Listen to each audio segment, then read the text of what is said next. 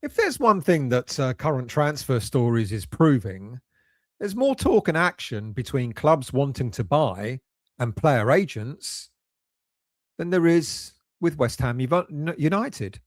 Now, what everyone seems to be forgetting, certainly the journalists who report all these stories, is that there's also a selling club that's usually involved in the discussions and the negotiations. But in West Ham's case right now, we're not involved in any discussions. Welcome back to the West Ham Voice. If you're new to the channel or if you've watched me before, a QR code is appearing in the top corner there. If you want to become a subscriber, if you enjoy the show, enjoy the content, click on that. You can subscribe free of charge. Very easy to subscribe. Click on that free of charge. Why not? Anyway, over the last few days, if you've been scrolling through social media, if you've been reading transfer reports or watching some of the coverage around West Ham, you'd be forgiven for thinking that half the squad is already on the way out the door. We've seen stories linking clubs with moves for several of West Ham's key players. And I guess the one dominating at the headlines at the moment is Matthias Fernandes, with Man United believing that they're virtually signing the player now. But Real Madrid, PSG, and now the mighty Tottenham Hotspur are also interested. Sorry to laugh, I couldn't help it. Look, I've got absolutely no doubt that it's going to be difficult to keep Matthias Fernandes. And I've got absolutely no doubt that he will go, but he will go for a significant amount of money. But he ain't going anywhere just yet. So when you read all these stories about his imminent signature for this club or that club, it couldn't be further from the truth, because there's no one at West Ham at this moment in time negotiating that deal. When reports claiming negotiations are underway, stories suggesting that interest is concrete, that word concrete. When you're not sure, just put the word concrete in the story and everyone will believe it. But when you actually take a step back and look at the current situation, there's one major problem, as I've said. Who's negotiating all these deals? Because at this moment in time, West Ham do not have the structure in place to be negotiating any player sales. And that's the key point I think a lot of people seem to be missing. Certainly the journalists and the ITKs keep telling you, I've got absolutely no doubt that players, player agents, and the buying clubs have talked. We want you, this is how much we're going to offer you, this is the contract we'll give you, etc., etc. I've got no doubt that's happening. But the crucial factor is West Ham United have got to be involved in those conversations and got to agree with them, because if they turn around and not do and not be involved, no negotiations can take place. So this is where we're at behind the scenes. The club is still in the process of restructuring its footballing operations. We know that West Ham has been pursuing Steve Nickson from Newcastle United, and multiple reports suggest that discussions are ongoing regarding him becoming the club's director of football. But as things stand, that appointment has yet to be formalised. And until that happens, there's a significant gap in the club's football strategy, in its football structure.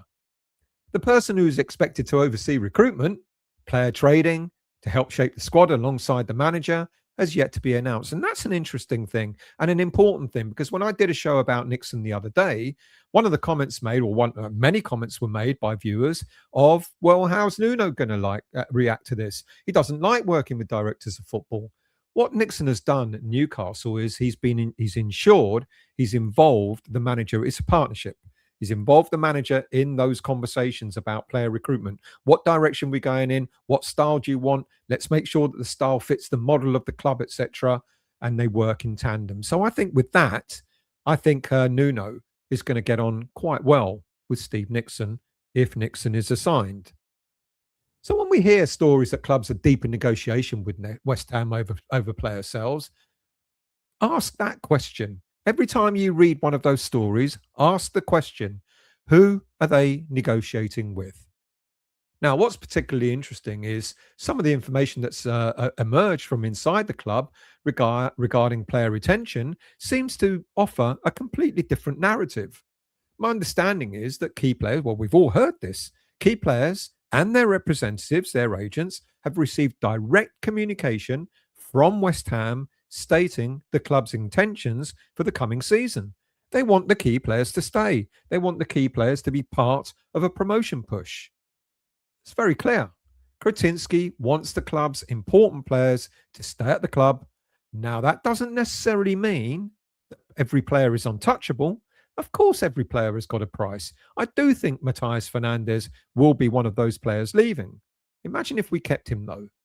But the message being delivered from the ownership is not one of preparing for a fire sale of players. It's not one about having to balance the books, as we've heard so many times in the past under Sullivan. And it's not one of having to accept low ball offers for our better players, especially after relegation. The message is one of stability, continuity, and above all, ambition.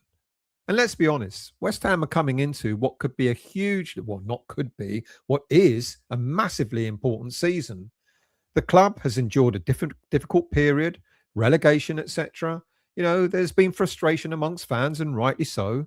There have been questions about our recruitment, about our decision making, and whether there's ever been a long-term strategy. But if Daniel Kretinsky is serious about rebuilding the footballing operation at the club, then allowing key players to leave before that structure is even in place makes very little sense. In fact, it would be completely counterproductive. Why would you appoint a director of football, hand him responsibility for building the squad, if half of your most valuable assets have already been sold before that individual walks through the door? It simply doesn't fit with the direction that the club appears to be taking. And this brings us back to Nickson, because if reports are accurate, this isn't a minor appointment. This isn't just someone simply coming in to assist with player recruitment. It's not someone just carrying out a minor role. It's about carrying significant influence, significant responsibility, and authority. Reports suggest that Nickson is expected to have far-reaching control across all football departments, what a director of football should have, not just about the senior squad, but about the academy and the pathway towards senior playing, etc. So there's a lot more to it that Nickson's going to take on: recruitment, scouting, player pathway, footballing strategy, and crucially, that authority is being backed directly by Daniel Kretinsky. And that really, really matters, because for years, one of the criticisms aimed at West Ham has been the lack of clear footballing structure. Too often, recruitment has felt reactive rather than proactive or strategic. And too often, there have been conflicting voices involved in the decision making. And too often, there has been uncertainty regarding who ultimately holds responsibility for all of this. The appointment of Steve Nickson could represent a significant attempt to change all that. His track record is good. At Newcastle, he played a major role in identifying talent and helping to build the recruitment infrastructure that transformed that club. His reputation for detailed scouting, strong player identification, long-term planning is second to none. And as I've said, he works collaboratively with managers rather than attempting to dominate them overall. Now, the success Newcastle's enjoyed in recent years hasn't happened by accident. It came from putting experienced footballing operators in key positions and giving them, and this is the key thing, giving them the authority to execute a long-term vision. Put your trust, put your faith in the experts that you recruit. That appears to be exactly what West Ham are now trying to replicate. As I said the other day, patience is going to have to be required over the coming weeks. Supporters, naturally, they want signings, they want announcements, we want to see movement. And after some difficult seasons, that's perfectly understandable. But the reality is that the club may first be focused on completing the most important signing of all. And that will be a director of football who's going to oversee the complete, entire footballing operation at the club. Because once Nickson arrives, that's when the work really begins. Once Nickson arrives, or if it's not Nickson, if it's another director of football, once that director of football post has been filled, then you can start believing the stories about concrete interest and player negotiations are on their way, etc., etc. But until then, nothing's happening. Now, Regarding player sales, we need someone that can properly assess what we need. And that's when negotiations can really move forward. So, whilst the headlines continue to suggest that clubs are lining up West Ham's key players, the reality is completely different. In other words, don't be surprised if many of these transfer rumours generate plenty of noise, as they do, but very little substance. Because right now, West Ham's priority doesn't seem to be about selling players. The priority is about building that structure. And if Kretinsky is back in Nickson with a level of authority being reported, then we may be about to see the most significant change in West Ham's footballing operations for many years. Now, there's another interesting development that could have long-term implications for West Ham, and that's the growing speculation surrounding Amanda Staveley. Now, again, I spoke about Nickson and Staveley in a recent interview, but comments recently attributed to Staveley have fueled the fire again. This was, I believe, happened, I think, on Thursday. I already told you that she was seen at the London Stadium being shown around. We all know about her background. She played a strategic role in Sheikh Mansour's takeover at Man City back in 2008. More recently, she was central to the 2021 takeover of Newcastle, where she and the Reuben brothers took a 10% stake alongside the Saudi Arabia Public Investment Fund. In football ownership circles, Staveley has built a reputation as one of the Premier League's deal maker, or well, one of the premier deal makers and connectors, helping billionaires, sovereign wealth funds, and major investors gain access to elite football clubs. What's particularly interesting for West Ham supporters is that when Spears magazine asked her directly whether she would become involved in a bid for West Ham United, she didn't deny it. She didn't confirm it either, but she was given the opportunity to completely shut down the speculation, but she chose not to. When she was asked directly if she would be making an offer for any West Ham shares, she smiled and answered, "Maybe, you don't know." She also added, "We've looked at a lot of clubs, including Spurs, but we are looking at clubs around the Premier League and the UK and Europe, and we really want to be buying, going in and investing into a club again very soon." I think West Ham is high on their list. May not be the one she chooses, but I have no doubt it's high on their list. Doesn't mean a bid's coming in straight away, but I would say discussions are definitely taking place.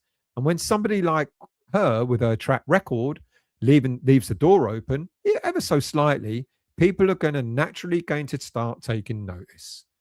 Especially when you consider that she previously explored an interest in Spurs, as I said, through PCP Capital. That approach was ultimately rebuffed, but it demonstrates that her appetite for investment remains very much alive. So while the immediate focus at West Ham is on whether we recruit Steve Nickson as our director of football, Daniel Kretinsky and the rebuilding of this football structure means that there's a lot of other things going on in the background as well. And Staveley may well be one of those things that are going on.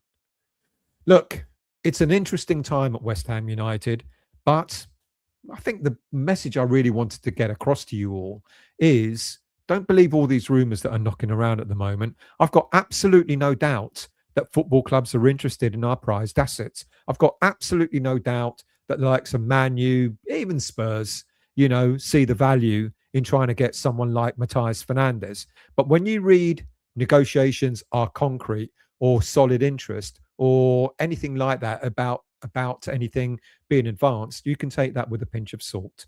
Once the director of football comes in, completely different matter. But then it's going to be interesting to see what direction West Ham takes, because at this moment in time, we're hearing the stories that we want to keep our best players. Imagine if a director of football came in and then said, Fernandes, Somerville, Bowen, and any other key player is going nowhere. What then?